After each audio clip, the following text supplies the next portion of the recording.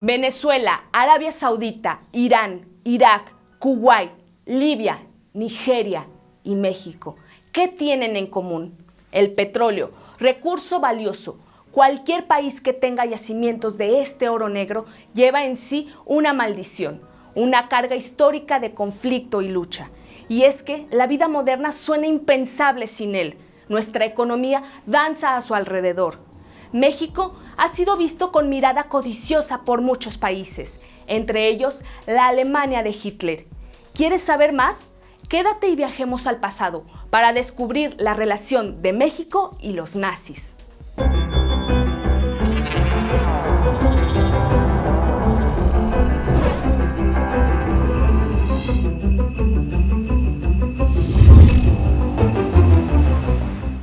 Hola, mi nombre es Cecilia Arriola y antes de continuar te invito a que te suscribas al canal, activa la campanita para que te lleguen todas nuestras notificaciones. Y ahora sí, comencemos.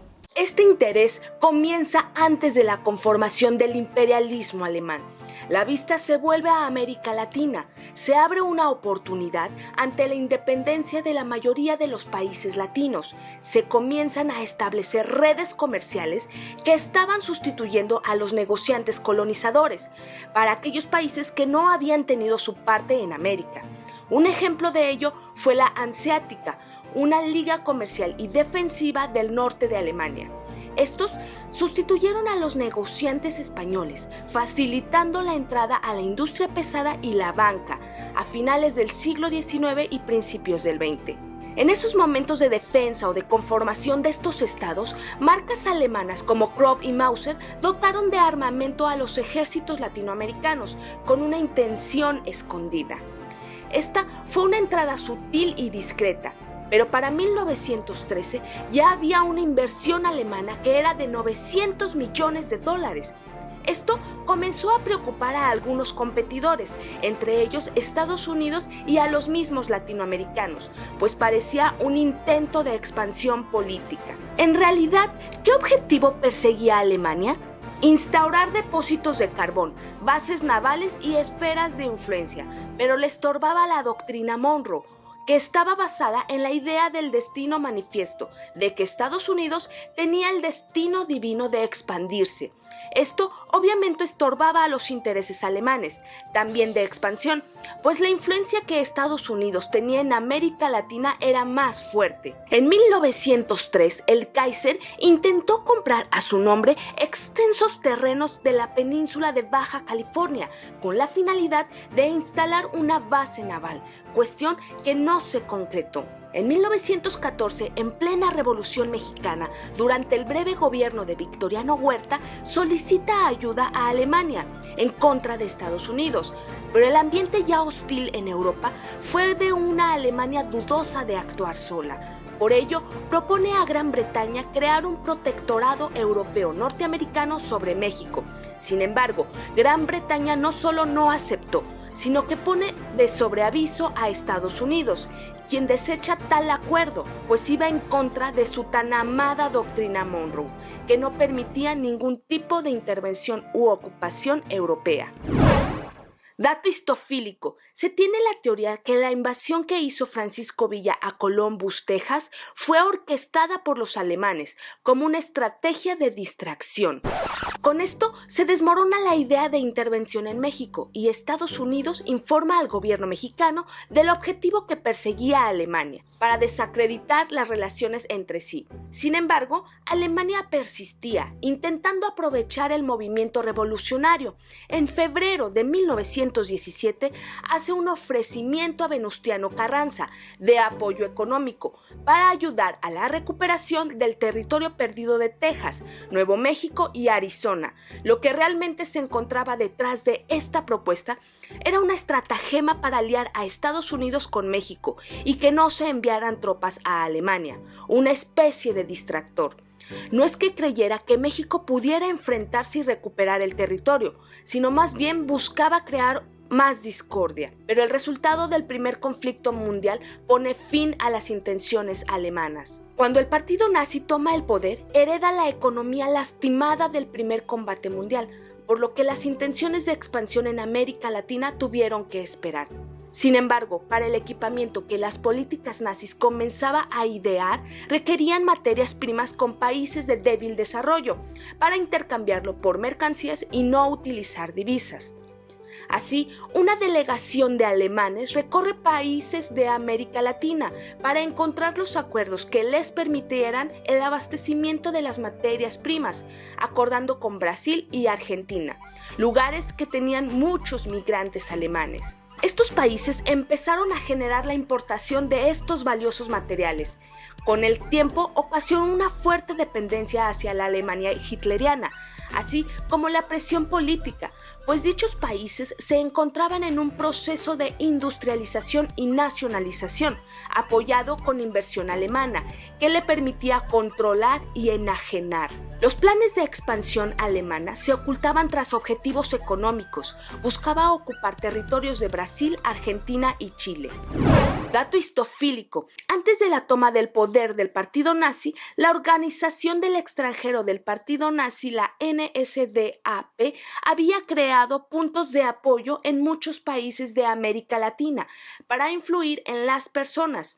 Un ejemplo de ello en México fueron las camisas doradas. Para el caso específico de México, Alemania veían un punto de arranque para su política y riqueza en petróleo, además de su cercanía con Estados Unidos. En 1938, los alemanes se oponían a las fuerzas de Lázaro Cárdenas por su política interior revolucionaria y por su actitud claramente antifascista, que quedó manifiesta en el apoyo que brindó a la República Española. A consecuencia de esto, Alemania le negó rotundamente la venta de equipamiento para la lucha, porque serviría para apoyar al Ejército Rojo Español. En realidad, así era. México y Alemania estaban en lados opuestos en el conflicto civil de España. Alemania apoyaba al régimen franquista y México al gobierno republicano de manera moral y material. Dato histofílico: a causa del régimen de Francisco Franco en España y el conflicto que surgió a consecuencia, cerca de 25,000 españoles se exiliaron en México entre 1939 y 1942, gracias al apoyo del presidente Lázaro Cárdenas. Incluso los nazis apoyaban al general Saturnino Cedillo, principal adversario de Cárdenas, y por consecuencia el único político que disponía de un ejército privado. Su jefe de Estado Mayor era Ernest von Merck, alemán, que mantenía un importante contacto con su embajada. En la anexión de Austria en 1938, solo el gobierno de Cárdenas, mediante el ministro Isidro Fabela, protestó en la Sociedad de Naciones ante este primer movimiento nazi. La ambición de Hitler, que iba más allá, buscaba adquirir un yacimiento en Poza Rica, Veracruz, que buscaba comprar mediante prestanombres, agentes nazis y una empresa camuflada. De hecho, estuvo en negociaciones con funcionarios mexicanos. Su idea era enviar el crudo de México a una refinería en las Islas Canarias y ahí procesaría gasolina, combustible para aviones y todo lo que requiriera la máquina nazi. Había una diferencia radical de pensamiento, ideologías y políticas entre ambos gobiernos que parecían imposibles conciliar, hasta que viene la expropiación del petróleo, aquel 18 de marzo de 1938, un acto radical, lleno de nacionalismo mexicano, que trastocó intereses extranjeros. ¿Qué implicaciones tuvo ante un panorama de incipiente conflicto mundial? La primera reacción ante la nacionalización del petróleo significó un boicot orquestado por las empresas que habían sido expropiadas. México no tenía a quién vender su petróleo, pues muchos países no deseaban comprometer sus relaciones con las multinacionales, con una contienda mundial a la puerta. Como suele pasar cuando disgustas a un gran enemigo, este toma represalias.